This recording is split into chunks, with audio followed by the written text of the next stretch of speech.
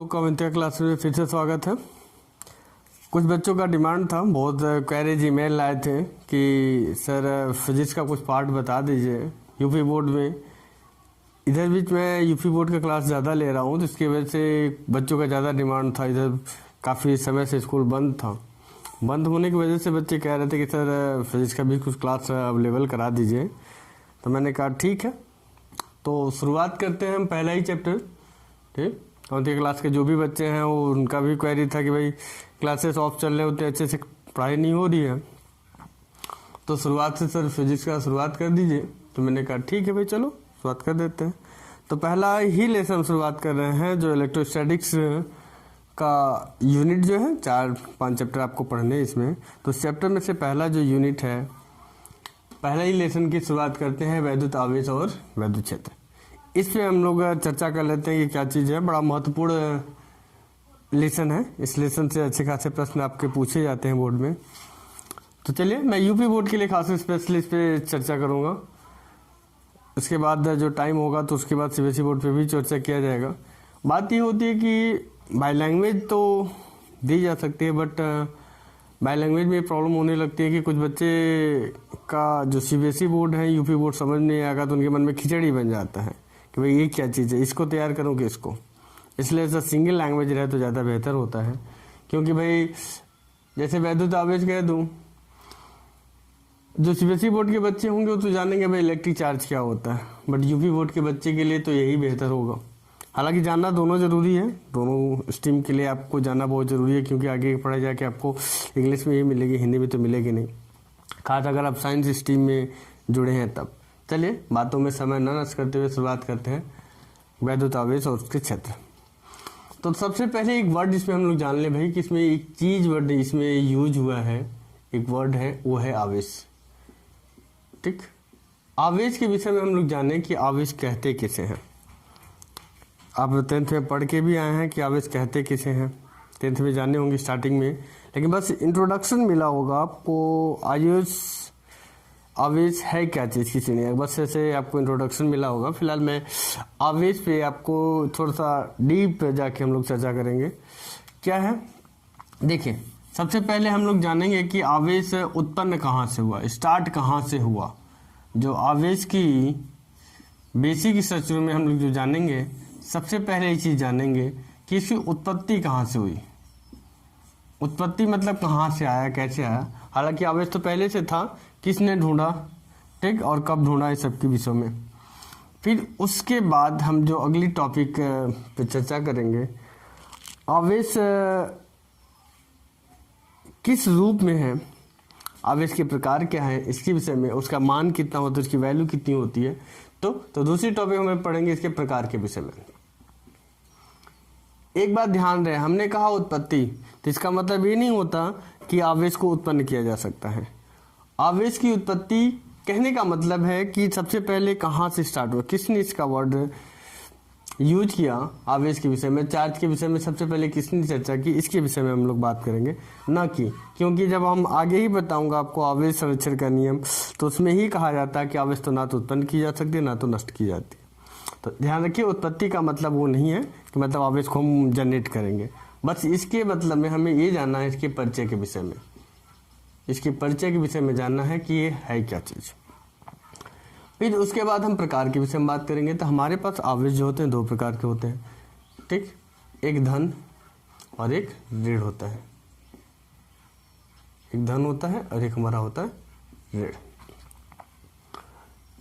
Positive charge होता है भाई हमारा, और एक निगेटिव चार्ज होता है, नेगेटिव चार्ज होता है। इसके बाद हम लोग जानेंगे प्रकृति।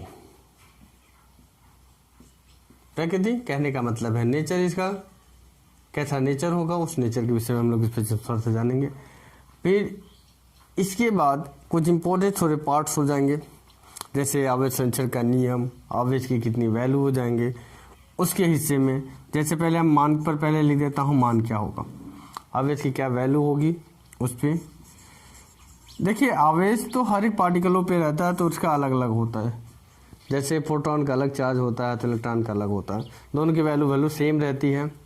बट उसमें क्या रहता है कि एक पॉजिटिव रहता है, एक नेगेटिव रहता है। अल्फा की बात करें तो 2 इलेक्ट्रॉन के बराबर हो जाता है उसका चार्ज, इस तरीके से। उसके बाद इसके संरक्षण का नियम हम लोग बात करेंगे, संरक्षण जानेंगे।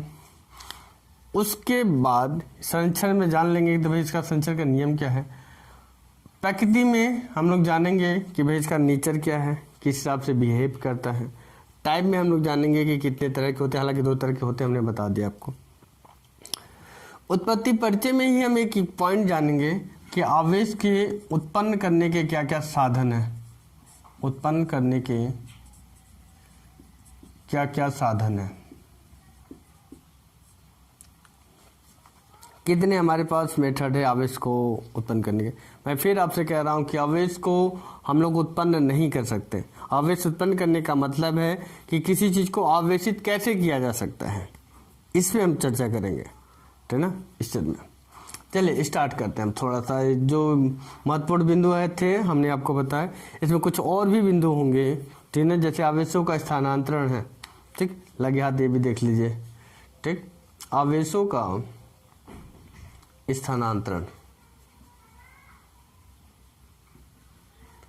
ठीक है, ट्रांसफर ऑफ चार्ज। तो सबसे पहले हम परिचय के बारे में जानें कि आवेश क्या है। देखिए लगभग 2500 साल पहले की बात है, लगभग कि 2500 साल पहले आपकी जो बात थी, तो एक जो एथेंस हमारा है, एथेंस कहने का मतलब है कि थोड़ा तो नहीं, एक बड़ा सा काफ़ी देश है। उस देश में एक बहुत स्कॉलर वैज्ञानिक थे, थेल्स। उन्होंने अपनी कल्पना में ये बताया था, स्टार्टिंग समय में एक आबनूस की रॉड ली थी, जो थोड़ा सा हार्ड पीले कलर का होता है आबनूस। उस रॉड को लेके इन्होंने क्या किया था, ऊन, लोग बताते हैं तो बिल्ली के खाल पे रगड़ा था। उसने घिसने पे उन्होंने देखा कि हल्के पदार्थ जो दूसरे थे, जैसे कागज के टुकड़े या फिर जो दूसरे बाल हैं, उनको अपनी ओर खींचता था। तो इस एक्टिविटीज को उन्होंने देख के बताया कि भाई ये विद्युत के कारण है, ये विद्युत के कारण है, इलेक्ट्रिक की वजह से। थोड़ा सा जादू टाइप का कुछ था। तो कुछ किताबें हमने पढ़ा था, उसमें एक अलग थ्योरी बताई गई थी कि उसमें एक ग्रीस की ही बात कह रहे थे, एथेंस की। एक साधु बाबा एक बिल्ली के खाल पे बैठे हुए थे, तो धूप का समय था, धूप मतलब गर्मी का समय था, तो धूप हल्की फुल्की पड़ रही थी वहाँ पे। हालांकि एथेंस में तो हालांकि ठंडी ज़्यादा पड़ती है, वहाँ पे धूप थोड़ा कम होता है। बैठे हुए थे तो उनके जो पैरों के छोटे छोटे रेशे थे, बाल थे, उस बिल्ली की खाल की ओर खींचे जा रहे थे। उसे देख के उन्हें आश्चर्य हुआ कि भाई ये क्या चीज़ है, ऐसा क्यों हो रहा है। तो फिर बाद में उन्होंने दूसरी चीज़ों को घिस के फिर देखा तो ये सारी चीज़ें होने लगी। तो लगभग 2500 साल पहले की बात है, इसे धीरे धीरे चलने लगा। लेकिन सन 1600 में एक महान वैज्ञानिक थे, गिलबर्ट, ठीक ना, लगभग 1600 में जो डॉक्टर गिलबर्ट थे, इन्होंने परिभाषित किया, इन्होंने इसका नामकरण दे दिया कि भाई ये चार्ज है, 1600 ईस्वी में। अब चार्ज उन्होंने बता दिया कि ये चार्ज है, और जनरेट कैसे होती है कि उन्होंने बता दिया किसी भी चीज़ को अगर हम घिसते हैं रफ सरफेस वगैरह पे, तो उससे क्या होगा कि उस सरफेस से इलेक्ट्रॉन जो होगा वो निकलना शुरू हो जाएगा, या तो निकलेगा या तो ग्रहण करेगा। 2 चीज़ें लेके आपस में अगर रगड़ते हैं, घिसते हैं, तो उसमें इलेक्ट्रॉनों का आदान प्रदान होता है। पहला वाला हिस्सा दूसरे को, दूसरा वाला हिस्सा पहले को। ये जरूरी नहीं हो सकता कि पहला वाला दूसरे को ही दे, हो सकता है पहला वाला भी पहले को दे सकता है, मतलब दूसरे को दे सकता है। तो ऐसी सिचुएशन हो सकती है। तो परिचय की कल्पना में बात करें तो बस यही था, गिलबर्ट ने इसको परिभाषित किया और उन्होंने हमें बताया कि चार्ज कैसे उत्पन्न की जा सकती है, जनरेट की जा सकती है, मतलब किसी भी पदार्थ को कैसे आवेशित किया जा सकता है। आवेशित होने का मतलब हमारे पास इतना ही साधन है कि किसी भी पदार्थ से इलेक्ट्रॉनों को हम आदान प्रदान कर सके, एक देश से दूसरी तरफ, दूसरे से पहले तरफ कर सके। जो इलेक्ट्रॉनों को ग्रहण कर लेता है वो ऋण आवेश बना लेता है, जो इलेक्ट्रॉनों को त्याग देता है वो धन आवेश बना लेता है, जैसे हमने आपको बताया यहाँ पर ये चीजें। अब इसी में हम लोग बात करते हैं कि आवेश उत्पन्न करने के क्या क्या साधन है। तो आवेश उत्पन्न करने के लिए हमारे पास कई सारे साधन हैं। सबसे पहले तो उसको गर्म कर दीजिए। आप कहेंगे कि गर्म कैसे, लकड़ी को गर्म करेंगे तो आवेशित हो जाएगा क्या? ऐसा नहीं है। तो हाँ बिल्कुल ऐसे ही जो धूप में रख दें तो आप महसूस किए होंगे कि कोई चीज़ें अगर प्लास्टिक की चीज़ें हैं उसे धूप में रख दें, धूप में रखने के बाद उसके पास आप बैठेंगे तो आपके छोटे छोटे हाथ के जो बाल हैं वो क्या होंगे, थोड़ी उसकी ओर अट्रैक्ट होंगे, खींचे जाएंगे, खींचेंगे अपनी ओर, तो वो भी आवेशित हो गया भाई धूप की वजह से भी। तो हमारे पास साधन क्या है, या तो हम उस जो भी पदार्थ को हमें आवेशित करना है उस पदार्थ को हम गर्म कर दें, गर्म कर दें, पहला साधन। दूसरा साधन यह हो सकता है कि उस पदार्थ को रगड़ दें, तो ना रगड़ने पर, देखिए रगड़ने का मतलब है घर्षित करना, मतलब घर्षण करना। अब उसमें घर्षण करेंगे तो स्वाभाविक हो गर्म होगा, गर्म होगा तो आवेश को उत्पन्न करेगा, ठीक, आवेश आएगा, आवेशित होगा वह पदार्थ। फिर दूसरी चीज है गर्म करना रगड़ने पर। एक दूसरा है कि पहले से ही कोई पदार्थ अगर आवेशित है, या वैद्युत क्षेत्र है या तो फिर आपका चुंबकीय क्षेत्र है, उसके फील्ड में रख दें तो उससे भी वो पदार्थ आवेशित हो सकता है। तो हमारे पास 2-3 साधन है, 4 साधन हमने कह दिया कि गर्म करने पर, रगड़ने पर, वैद्युत क्षेत्र में रख दें या तो फिर उसको हम चुंबकीय क्षेत्र में रख दें तो उससे भी उत्पन्न हो सकता है। अब चुंबकीय क्षेत्र में आगे क्लास में पढ़ाऊंगा, जब आप मूविंग इलेक्ट्रिक चार्ज पढ़ेंगे तब उसमें मिलेगा आपको वैद्युत क्षेत्र। तो ये हो गया भाई हमारा, क्या हो गया, आवेश उत्पन्न करने के साधन। क्या हो सकता है, आप गर्म कर सकते हैं उसे। गर्म करने का मतलब ये नहीं कि उसको फूंक दें, ऐसा नहीं है, गर्म कर सकते हैं, ठीक। जैसे किसी पदार्थ को धूप में रख दें, खासकर प्लास्टिक की चीज़ें, उस पर आपको ज़्यादा असरदार देखने को मिलेगा कि जल्दी रिजल्ट मिलेगा।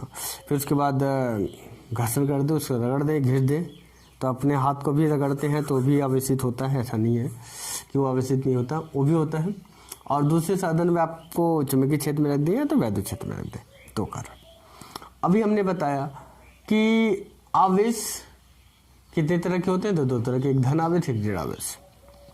तो उसी हिसाब से इसकी परिभाषा बनती है। देखिए आवेश की कोई एग्जैक्ट परिभाषा हमको देखने को नहीं मिलती, आवेश की कोई एग्जैक्ट परिभाषा नहीं मिलता कि भाई इसे हम आवेश कह सकते हैं। जब भी हम उसको परिभाषित करने की बात आती है तो आवेश का हम गुण ही लिखते हैं कि भाई ये इसका गुण है, तो उसी तरीके से मान लेते हैं कि भाई ये आवेश है।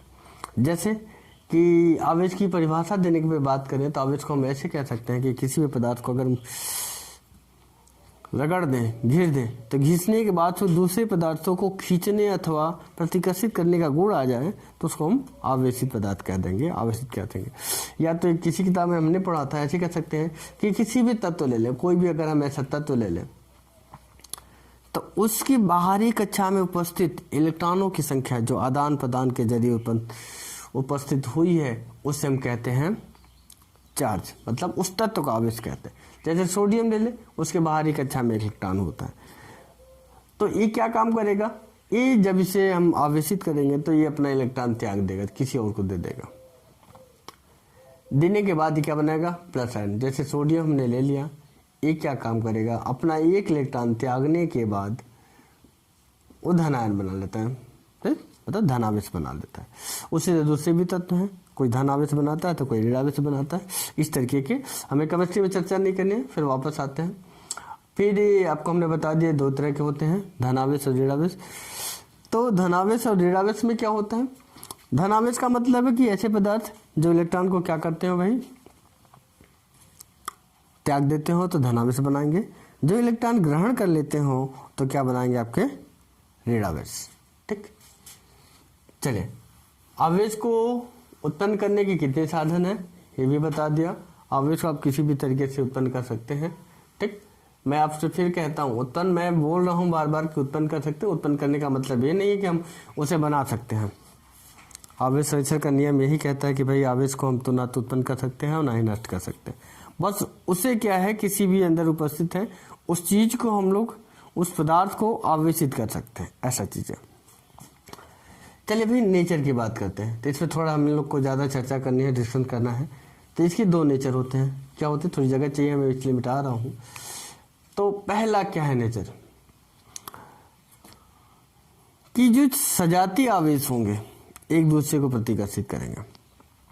कैसे प्रतिकर्षित करेंगे, देखिए मैं थोड़ा सा फिगर के से बताऊंगा आपको, तो जल्दी क्लियर हो सकता है, आप समझ सकते हो उससे कैसे होगा। देखिए हमने पहला चीज कहा कि जो सजाती आवेश होंगे एक दूसरे को प्रतिकर्षित करेंगे। अब सजाती आवेश क्या होता है? सजाती आवेश का मतलब यह होता है कि ऐसे जो आवेश जो समान हो, जैसे धन और धन आवेश, ये दोनों आवेश सजाती हो जाएंगे, और ऋण और ऋण आवेश दोनों सजाती आवेश है। दोनों सजाती मतलब एक ही जाति का हो। तो चलिए, तो हमने कहा कि सजाती आवेश एक दूसरे को प्रतिकर्षित करते हैं, अर्थात तो धक्का देंगे एक दूसरे को। एक इधर की ओर ढकेलेगा तो एक इधर की ओर ढकेलेगा। इसे प्रमाण कैसे मिला? तो देखिए, इसको प्रमाणित करने के लिए कूलाम ने प्रयास किया था। क्या बताया था? ध्वनिधर।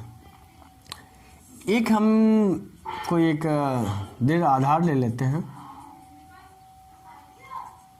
ये हमने आपका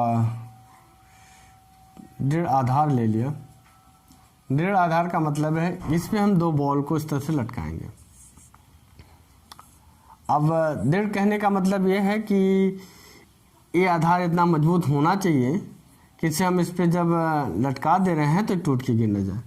अब इतना वजन भी नहीं लटकाएंगे कि भाई बड़ा हो जाए। चलिए,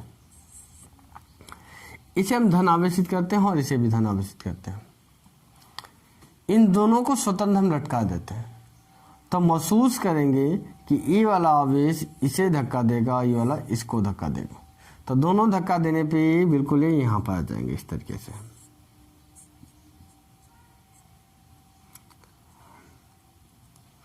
और ये वाला भी दूर चला जाएगा इस तरीके से, और इस जगह पे यहाँ पे आ जाएगा आपका, मान के चलिए इस जगह पर। इस तरीके से आवेश यहाँ पहुंच जाएगा ऐसे। ठीक है, दोनों दूर दूर आ गए। तो इससे प्रमाणित होता है, प्रैक्टिकली ये चीज़ है, इससे प्रमाणित होता है कि दो आवेश हमने लिए, दोनों में सजाती आवेश थे भाई, कि दोनों में प्लस आवेश थे अथवा ऋण आवेश थे, दोनों पे। हमने प्लस प्लस का एग्जाम्पल भी फिलहाल लिया हुआ है। तो प्लस प्लस दोनों आवेश थे, दोनों को जब फ्रीली हैंग कराया गया, जब स्वतंत्र पूर्वक लटका दिया गया, तो लटकाने में देखा गया कि दोनों आवेश जो हैं स्वतंत्र होने की वजह से ये इस साइड की ओर इस साइड की ओर चला गया। क्योंकि भाई नियम के अनुसार जो गुरुत्वाकर्षण के कारण बिल्कुल सीधा इसे लटका रहना चाहिए, लेकिन सीधा न लटकने की वजह से ये थोड़ा इधर टेल हो गया और इधर घूम गया। इसका मतलब क्या है कि दोनों बॉल एक दूसरे को धक्का दे रहे हैं, तभी तो दूर दूर जा रहे हैं। अगर धक्का नहीं देते, अगर दोनों एक दूसरे को धक्का नहीं देते तो स्वतंत्रता पूर्वक ऐसे लटके रहते हैं। आप किसी भी बॉल या किसी भी वस्तु को मान कर किसी दृढ़ आधार से लटका दें तो आप देखेंगे वो गुरुत्वाकर्षण का बिल्कुल सीधी लटकी हुई रहेगी। जो उसमें आपका रस्सी रहेगा वो भी तनाव की वजह से बिल्कुल सीधा रहेगा, स्ट्रेट रहेगा, मुड़ेगा नहीं। तो ये भी बिल्कुल सीधा लटकाना चाहिए, लेकिन नहीं है। इसका मतलब है कि आवेशों के पास ऐसा गुण है कि जब सजाती आवेश होंगे तो एक दूसरे को धक्का देंगे, दूर भगाएंगे। ठीक, इसी तरीके से आपका ऋण आवेश ले ले, तो ऋण आवेश में भी बिल्कुल सेम यही प्रकृति पाई जाती है। तो इसी हिसाब से एक थ्योरी बनती है, एक आपका सिद्धांत बनता है। वो सिद्धांत क्या बनता है कि सजाती आवेश एक दूसरे को प्रतिकर्षित करते हैं। ये माइनस हमने आवेश ले लिया, ये भी माइनस ले लिया, तो इसको फील करेंगे, ये यहाँ पे चला गया और ये यहाँ पे चला गया।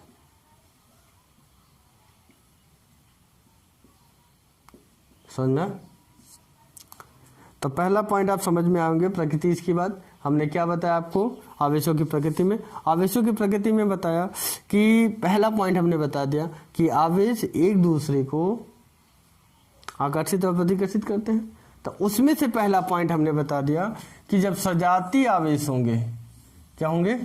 सजाती आवेश होंगे, सजाती आवेश होंगे, वो क्या करेंगे भाई? एक दूसरे को धक्का देंगे। सजाती आवेश एक दूसरे को धक्का देंगे। ठीक, ये हो गया। फिर अब दूसरी प्रकृति की ओर हम लोग बात करते हैं। फिर से सुन लीजिए, हमने क्या बताया? आवेशों की प्रकृति में बताया कि जो आवेश होंगे एक दूसरे को आकर्षित व प्रतिकर्षित करने का गुण रखते हैं, ऐसा आवेश है। उसमें से पहला हमने नियम बता दिया, जो पहला प्रकृति इसकी है, प्रकृति है कि सजाती आवेश एक दूसरे को आकर्षित करेंगे। नहीं, एक दूसरे को प्रतिकर्षित करेंगे, पहला नियम ये हमने बता दिया। ठीक, चले ठीक है, आप लोग का भी कंसंट्रेट होना चाहिए भाई कि सजातीय आवेश एक दूसरे प्रतिकर्षित करेंगे, जो इस साइड और इस साइड चला गया, दोनों हमने आपको दिखा दिया। ठीक, एक ऋण आवेश में, धन आवेश में। चलिए दूसरी प्रकृति को चर्चा करते हैं।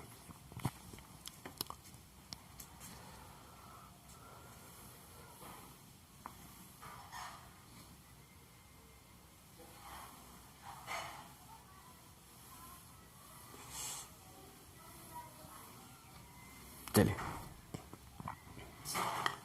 अब हम बात करते हैं विजातीय आवेश की तरफ। इसे भी मिटा के हम दूसरा पॉइंट बना लेते हैं। किसकी बात करते हैं? विजातीय आवेश के लिए।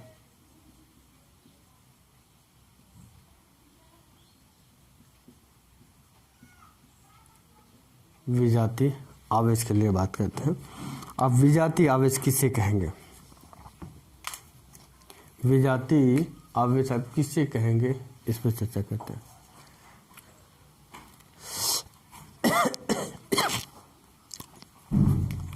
चलिए देखिए,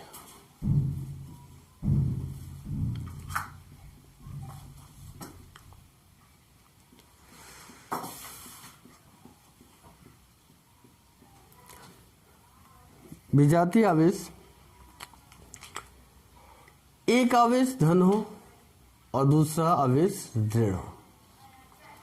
एक आवेश आपका धन हो और दूसरा आवेश अगर ऋण हो तो आप उसे कह सकते हैं कि दोनों क्या है? विजातीय आवेश है। डिफरेंट होना चाहिए, एक प्लस हो एक माइनस हो। चलिए तो यहाँ पे हम इसको एक प्लस आवेश ले लेते हैं और इस सिरा पे जो लटकाए हैं इसको माइनस आवेश ले लेते हैं। ले ले। अब इसको जब स्वतंत्रता पूर्वक हम लटका देंगे तो महसूस करते हैं, देखते हैं कि दोनों जो बॉल हैं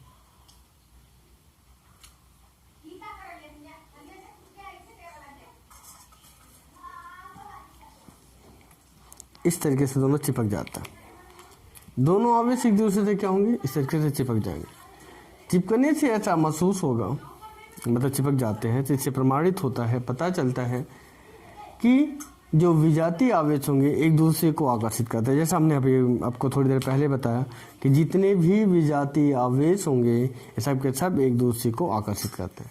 एग्जाम्पल के तौर पे हमने आपको दिखाया कि दो बॉल लिए थे, एक को धन आवेश दूसरे को ऋण आवेश कर दिया, एक को धन आवेश दूसरे को ऋण आवेश कर दिया। जब स्वतंत्रता पूर्वक दोनों को लटका दिया गया तो देखा गया कि दोनों बॉल एक दूसरे से आके चिपक गए। कब तक चिपके रहे हैं? जब तक दोनों के पास आवेश थी, ऊर्जा थी, तब तक एक दूसरे से क्या हो गए? चिपके रह गए।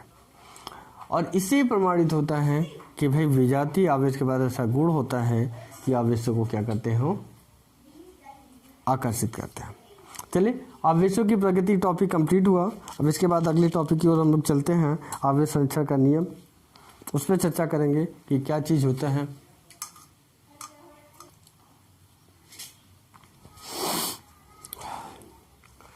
चलिए तो ये विजातीय आवेश की प्रॉपर्टीज हो गई भी। पहले प्रॉपर्टीज आपको हमने बता दिया, सजातीय आवेश की प्रॉपर्टीज क्या होती है, मतलब कि इसका क्या प्रकृति होता है, गुण होता है, हमने बता दिया। सजातीय आवेश एक दूसरे को प्रतिकर्षित करते हैं और फिर प्रमाण भी हमने दिखाया। और दूसरा चीज़ है विजातीय आवेश जो एक दूसरे को प्रतिकर्षित करते हैं। 3 टॉपिक आपके रह गए हैं इस टॉपिक में, जैसे आवेशों का स्थानांतरण, आवेश संरक्षण का नियम, आवेश की वैल्यू, आपका आवेश की जो वैल्यू है कैसे निकलते हैं, क्वांटिटी क्या होती है। इस क्वांटिटी के बाद हम लोग नेक्स्ट टॉपिक में कूलाम का लॉ पढ़ेंगे। अभी फ़िलहाल जो 3 टॉपिक हैं आपको मैं नेक्स्ट वीडियो में बताऊंगा कि तीनों टॉपिक कैसे कवरेज होगा, कैसे आपको करना है और कैसे लिखना है, इस पर हम लोग को चर्चा करनी है। 3 टॉपिक क्या क्या हैं आपके? एक तो आवेशों का स्थानांतरण, आवेश संरक्षण का नियम और आवेश की वैल्यू। आवेश की वैल्यू कहने का मतलब है Q=2, यानी जहाँ पे नंबर ऑफ इलेक्ट्रॉन है N और आपका E जो है एक इलेक्ट्रॉन का चार्ज है, आवेशीय मान है। तो इसका मान जो होता है, E की वैल्यू जो होती है 1.6 × 10⁻⁻19 कूलाम, इतना होता है। यही चीज़ होती है आपका जो ई होता है ऐसा रहता है, और एक बार पॉजिटिव लगा दें तो ये प्लस 1.6 इंटू 10⁻⁻19 कूलाम, माइनस लगा दे तो माइनस 1.6 इंटू 10⁻⁻19 कूलाम, ऐसा हो जाता है। हालांकि हर जगह ऐसे ही डिनोट किया जाता है, किसी किसी बुक में आपको सिंपली केवल ई लिख दिया जाता है तो भी गलत नहीं है, ऐसे भी किया जा सकता है आपका।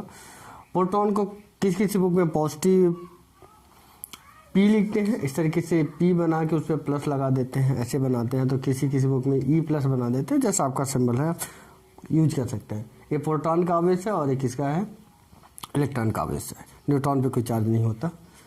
तो चलिए ठीक है, मैं आपको नेक्स्ट वीडियो में मिलता हूँ, तो आगे आपके बताऊँगा कैसे आपको सीखना है। और ज़्यादा से ज़्यादा आप लोग प्रैक्टिस कीजिए, लिखिए। देखिए फिजिक्स ऐसी चीज़ है, इसमें आपका मैथ भी इंक्लूड रहेगा, मैथ के साथ साथ आपका फिजिक्स बेस जो थियरी वगैरह बेसिस चीज़ें हैं ये भी इंक्लूड रहेगी। तो इसमें आपको प्रैक्टिस बहुत चाहिए। मैथ में तो केवल प्रैक्टिस की रिक्वायरमेंट होती है, प्रैक्टिस आप ज़्यादा करेंगे तो आपका मैथ इंप्रूव हो जाएगा। लेकिन इसमें आपको प्रैक्टिस के साथ साथ कुछ चीज़ें याद भी करनी है, जैसे आपको थियरी हो गया, डेफिनेशंस हो गए, उसको तो याद भी करना है, लिखना तभी बेहतर होगा। चलिए, थैंक यू वेरी मच, ठीक, वॉचिंग के लिए।